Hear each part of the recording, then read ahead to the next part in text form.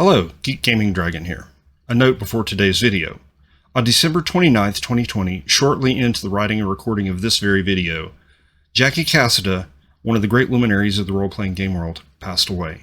She worked on many projects over the years, hundreds of books over dozens of game lines, including Changeling the Dreaming, Mage the Ascension, the 3rd edition version of Ravenloft, as well as other Dungeons & Dragons products. She leaves an enormous mountain of work behind her, along, of course, with her partner Nicky, who also worked on many of these same projects. Jackie is survived by Nicky, but unfortunately she leaves behind an enormous mountain of medical bills as well as other expenses that could result in Nicky being homeless. I encourage everyone to donate to the GoFundMe campaign started by Phil Bricotto, and of course, also, there is the Bundle of Holding project called Jackie's Dreaming that's available on the Bundle of Holding page. I'll include links of both of the above to down below. I urge you to donate and give whatever you can to keep Nicky from becoming homeless. Thank you.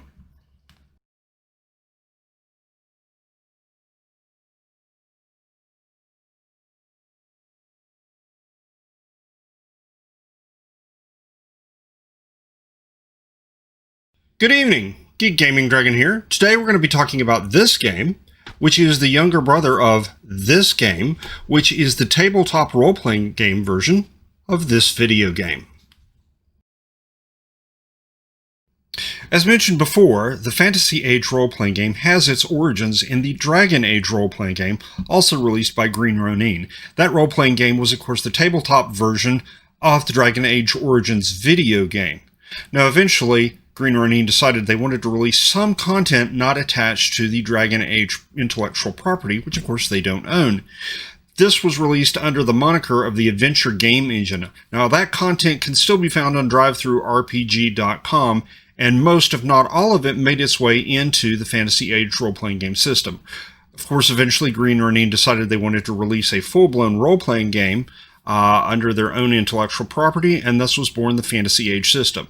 Now, the differences between the two systems is not huge. In fact, most of the differences are relatively minor, and the content, almost all of it, can be lifted up and moved over from one game to the other, back and forth, with very little, if in any, work at all converting it.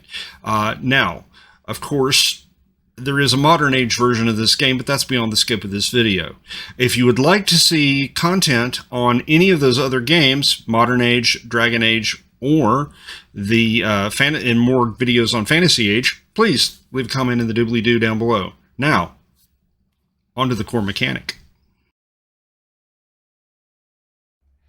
The core mechanic for the Fantasy Age role-playing game consists of an ability test. To make an ability test, you roll 3d6 and add them together. To that total, you will add the relevant ability score for the test that you're making, as well as a focus if you have one that's relevant to the test. Now, there are two types of tests that you can make. The first is a basic test where you take the result of that ability test and you equal or exceed a target number given to you by the game master. The other type is called an opposed test.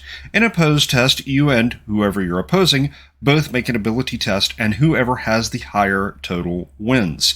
If you're still a tie, you would take the result that's on the stunt die, that's the dice that has a different color, and whoever has the greater number on their stunt die wins. If you happen to need a degree of success for an ability test, you can also use a number on the stunt die. Now, speaking of the stunt die, it's time to go on to the next section, which is the cool mechanic in this game system.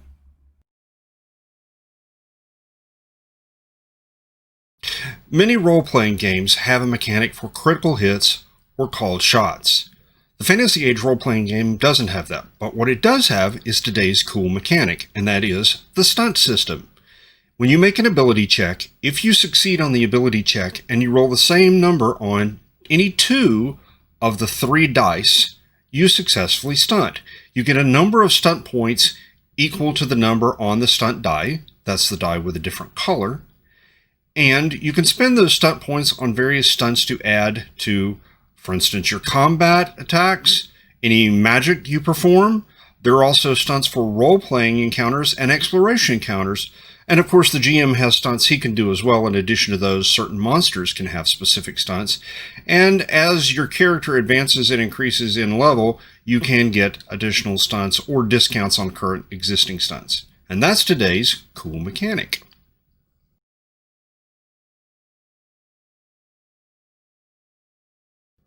The Fantasy Age role-playing game uses a class and level-based system for your characters. First, you choose your race. After that, you select a class. There are 3 classes in the Fantasy Age role-playing game. They are Warrior, Mage, and Rogue. And yes, in this game, mages can cast healing spells if that's one of the options that you choose. As you level up from 1 to 20, you choose various options for your character, such as focuses, which are under attributes and are essentially like skills in other games. If you have a focus relevant to the ability check you are making, you add a +2 to that check. Specializations and talents are ranked from novice to master, each giving you additional abilities related to that specialization or talent. With this combination of focus, talent, specializations, classes, you can create a wide variety of characters. There are, of course, additional talents and focuses as well as specializations in other books besides the core book, but those, once again, are outside the scope of this video.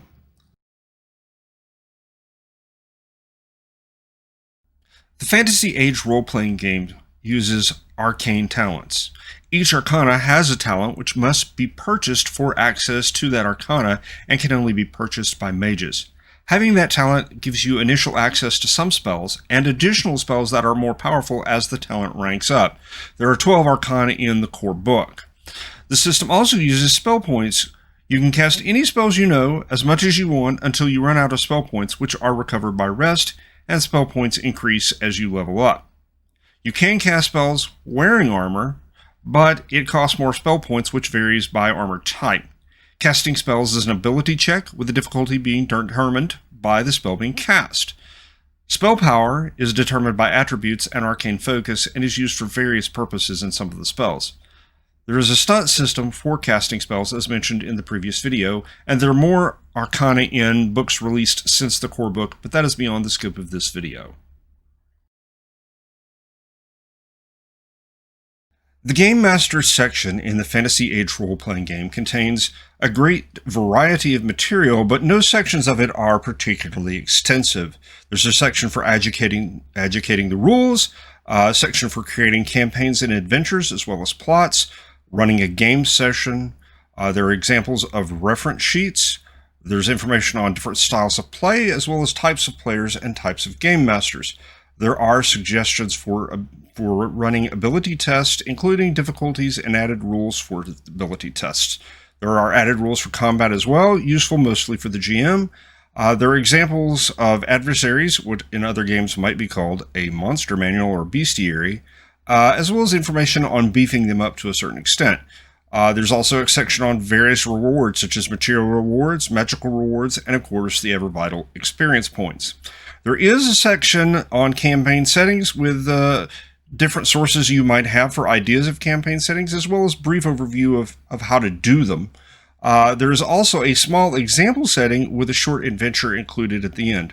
There is no setting that is attached to the core rulebook, but Green Ronin has several settings available for purchase, such as Freeport or Blue Rose, which I believe includes its own copy of the rules. My final thoughts on the Fantasy Age role-playing game system are this. The book itself is slightly over 140 pages and is pretty high production value. There are some things about the book I like, some things I don't like. The example player and GM type section I didn't feel was needed. There are other sources on the internet and in publication that really cover that better and in more detail.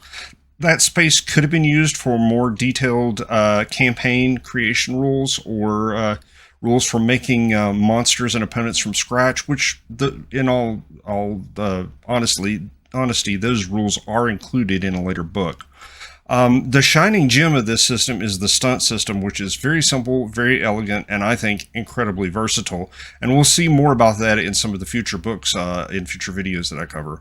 Normally, I would talk a little bit about themes and moods, but this game, first of all, doesn't include a default campaign setting and can be used for such a wide variety of types of fantasy games that any theme or mood you want to cover could probably be done so.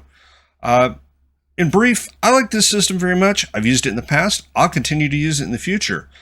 If you enjoyed this video, please select like, subscribe. Any comments you leave, I'll read and respond to as appropriate. And we'll see you in the next video.